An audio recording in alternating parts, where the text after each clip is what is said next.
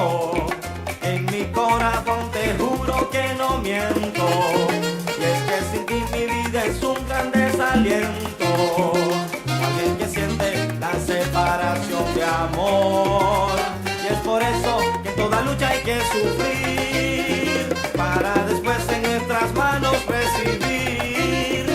Que pudo ser la libertad de mi pueblo, donde al fin se guiará la meta en contra del mal vivido.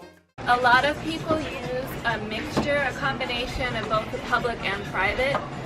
For example, when I didn't have insurance when I had Gabriel, and so I received all my prenatal care in the private sector, that he was born in the public sector.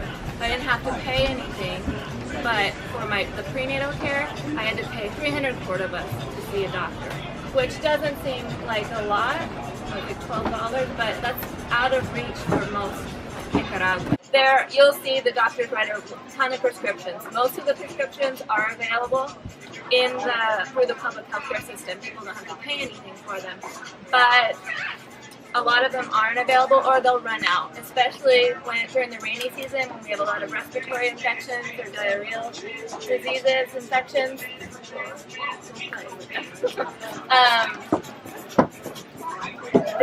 The centers will run out of antibiotics. And once I took Gabriel to the public sector and they prescribed him antibiotics, and I went to get them through the pharmacy, but they were expired.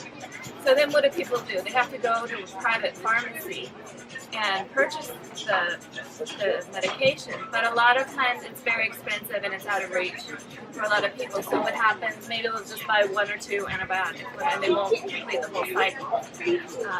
Or just 1 or 2 pills and they won't complete the whole cycle. And we see common resistance. And it's because of these economic restraints.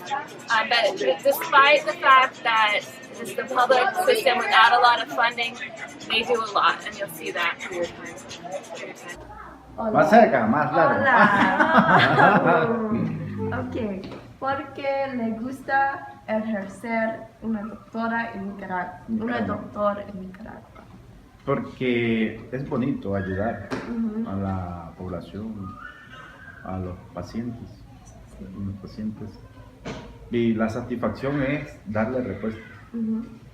¿Y qué es la población de esta clínica? ¿O qué pacientes que ver? Heridos, cortados, heridas, canalizar con suero, inyectar, lo más práctico. ¿Cuáles son importantes de salud pública en Nicaragua? Bueno, conocer las estrategias de respuesta a las enfermedades más comunes dentro de la comunidad y estudiar los que tienen mayor incidencia, mayor prevalencia, siendo los problemas respiratorios, los virales, dengue, chikungunya, y buscar una estrategia cómo reducir esos casos. Gracias. Otra. At the beginning of this trip, I really didn't know what to expect for certain and what I would get out of it. However, I think that having an open mind really helped me welcome in these new experiences throughout the week. For the first half of the trip, Alana and I worked with nurses at the health outpost in Granada, and we were able to travel through the neighborhoods and see the city from a different angle. I think that being able to fully submerge ourselves in the daily lives of these nurses helped us to thoroughly understand the public health system in Nicaragua, and I think that goes for a lot of the experiences we had while we were there. So I think just being present and willing to learn really helped us all grow aware and enlightened. In the mornings, we would go to a rural clinic in Dirayomo. There, I was able to explore the oral health care in Nicaragua. I worked closely with the community dentist, Dr. Henry. The only procedures he was able to perform were extractions.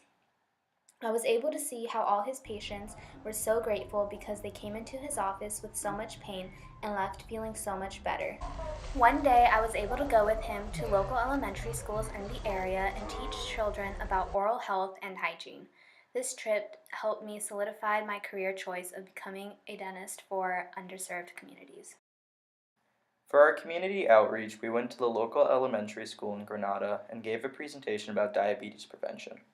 We informed them of healthy alternatives for after-school snacks. For example, instead of buying a soda, they could buy an apple. After the presentation, we joined the kids for recess. Some of us handed out fruit, while others of us showed the kids how to take their pulse. Myself and Antonio were busy getting schooled in soccer by the kids. Overall, my experience in Nicaragua has reaffirmed my decision to become a physician. The trip helped me realize I do truly have a passion for serving those in need. I hope to use my experiences in Nicaragua as a source of inspiration throughout my journey to become a physician. For our post-trip action, the group will be attending the Farmers Market for All, Hunger, Health, and Food Access event. We will be able to hear a panel discuss food justice in the context of Los Angeles and further learn about how many social justice issues intersect with public health. This trip was not only informative but also insightful for our entire group, and we're excited to learn more. I'm really glad that I got to spend this break with such an amazing and inspiring group of LMU students that share my passion in public health. I look forward to continuing to fight for equality and public health in the Los Angeles community.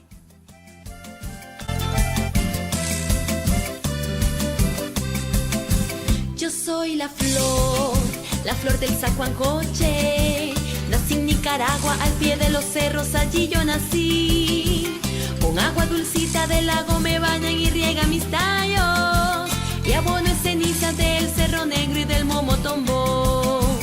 En mi patria abundan madroños y cedros, caobas, quebrachos. Desde la frontera puedes ver Malinche, su amarilla flor. Pero de entre todas a mí